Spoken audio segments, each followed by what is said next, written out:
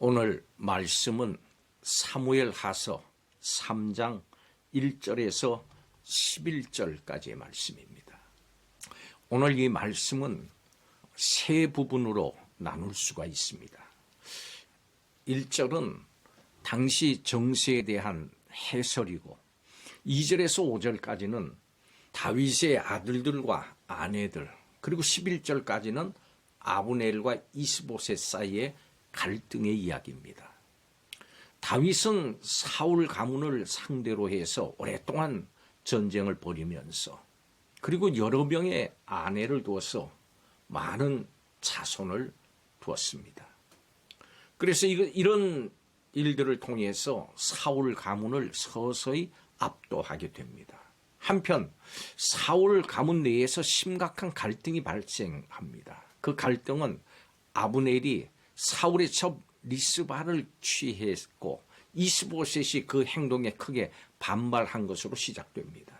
이스보셋이 보기에 아브넬의 이 행동은 자신의 왕위를 가로채려고 하는 의도에서 비롯된 것이나 다름이 없었기 때문입니다. 이스보셋의 비난에 화가 난 아브넬은 이스라엘을 사울의 집에서 다윗에게로 옮기시려는 요 하나님의 뜻이 반드시 이루어지게 하겠다 하는 말로 자신의 감정을 그에게 노골적으로 표현을 합니다.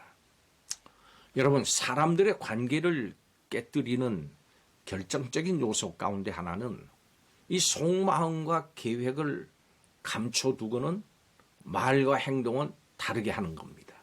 이렇게 행동하는 사람은 신뢰할 수가 없고 또 중요한 일을 함께 할 수 없을 겁니다.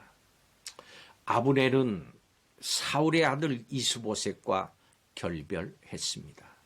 그는 사울과 요나단이 전사를 하니까 이스보셋을 왕으로 세웠습니다. 그리고 다윗의 세력을 피해서 요나단 동쪽 길르앗 땅 마하나임을 그들의 왕조의 근거지로 삼았습니다.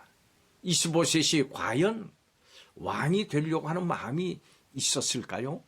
사실 이스보셋은 이 이스라엘의 어려운 시기에 준비되지 않은 그 상태에서 왕이 되려고 했을 리가 없습니다. 아브넬의 권력욕이 이스보셋을 허수아비 왕으로 만든 겁니다.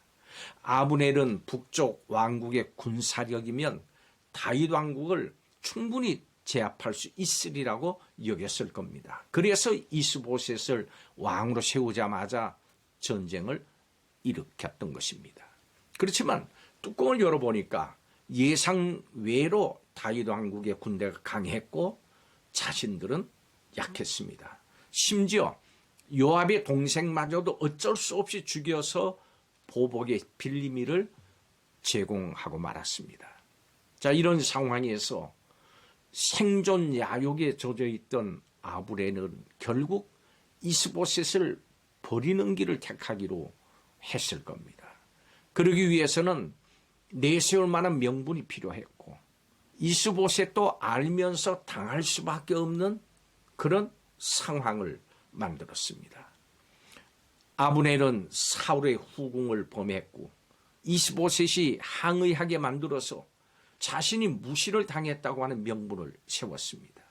아브넬은 이렇게 이스보셋을 위하는 척했습니다마는 모든 일이 자신의 안위를 위한 명분 만들기에 지나지 않았습니다.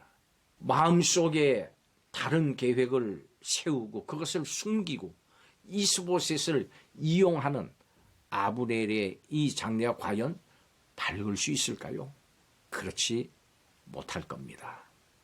성도 여러분, 이 시대 많은 교회가 크고 작은 여러 가지 문제와 어려움으로 흔들리고 있습니다. 그렇지만 하나님께서는 이 땅의 모든 교회가 이런 여러 가지 문제와 어려움 속에서도 복음의 진리 가운데 든든하게 세워지기를 원하십니다.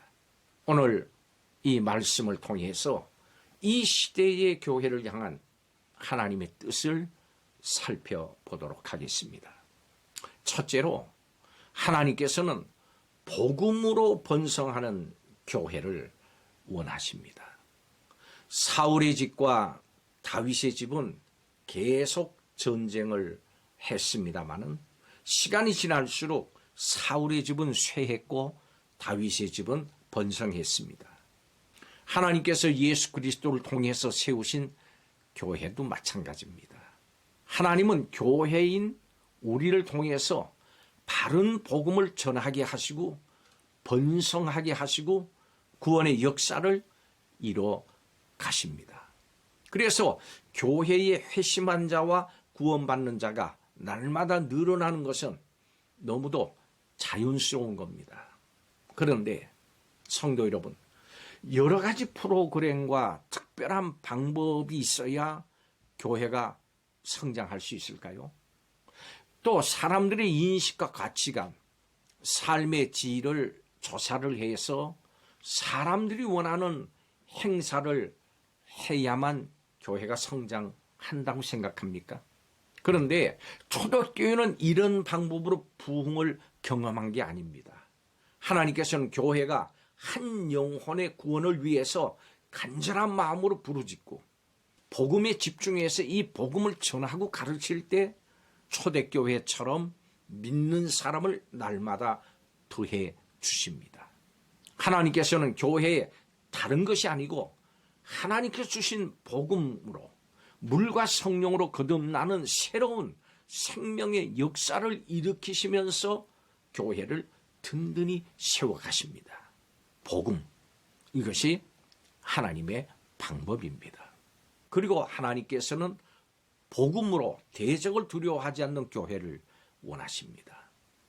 교회의 번성을 막는 대적은 어느 시대나 항상 있었습니다. 하나님의 기름 부흥 받은 다윗을 대적하던 사울의 집을 보면 그 사울의 집이 너무나 강해 보였습니다. 그렇지만 하나님은 아브넬과 이스보셋 사이에 심각한 갈등을 일으키셨습니다. 그리고 아브넬이 스스로 다윗 편으로 넘어가도록 만드셨습니다. 오늘 이 시대도 교회마다 안팎으로 크고 작은 대적들이 있습니다. 그들은 강하고 악한 모습으로 때로는 교회를 분노하게 하고 또 절망하게 만듭니다. 그렇지만 성도 여러분, 절대로 대적들을 두려워하지 마십시오. 어떤 경우에도 대적자들에 대한 두려움과 분노로 하나님께 주신 이 복음을 전하는 일을 중단하지 마십시오. 바울은 어떤 대적들 앞에서도 복음 전하기를 중단하지 않았습니다. 바울은 고린도전서 15장에서 복음은 그리스도께서 죽으시고 장사 지낸 바 되었다가 사흘 만에 다시 살아나신 것, 즉 예수 그리스도의 죽으심과 장사와 부활이 복음이라고 이 복음의 내용을 확실하게 정의했습니다. 그리고 바울은 이 복음을 확신했습니다. 체험했습니다. 그리고 생명 걸고 전했습니다. 바울의 강한 무기는 다른 것이 아니라 복음이었습니다. 교회는 이 복음의 기초 위에 세워진 것입니다. 우리의 무기도 당연히 복음이 되어야 합니다. 이 땅에서 대적의 악함이 영원히 계속될 것 같습니다마는 이제 곧 그들은 복음 앞에서 스스로 무너질 것이고 결국은 꺾일 겁니다. 하나님이 우리의 대적을 모두 꺾으시고 교회를 지키시고 하나님께서 핏값으로 사신 교회를 지키시고 든든히 세우시기 때문에 우리도 이 복음을 배우고 확신한 일에 거해야 합니다. 그리고 담대하게 이 복음을 전하면서 나가야 됩니다. 교회의 강력한 무기는 어느 시대에나 변함이 없습니다. 그것은 바로 복음입니다. 하나님께서는 우리 교회 안에서 새 생명의 역사를 날마다 일으키시고 참 교회의 대적을 꺾으십니다. 그리고 날마다 은혜를 베풀어 주심으로 주님 오실 때까지 우리 교회를 복음으로 든든히 세우실 겁니다. 복음을 확신하십시오. 복음을 전하십시오. 복음은 교회의 강력한 무기입니다. 기도하겠습니다. 교회를 든든하게 세우시기 위해서 복음으로 날마다 구원받는 자를 더하게 하시고 대적을 멸하시는 하나님의 은혜를 인해서 감사드립니다. 교회를 든든히 세우시는 하나님을 믿고 두려움과 온갖 염려를 떨쳐버리고 담대하게 구원의 복음을 전하는 성도들이 다 되게 하여 주시옵소서. 예수님의 이름으로 기도하옵나이다. 아멘.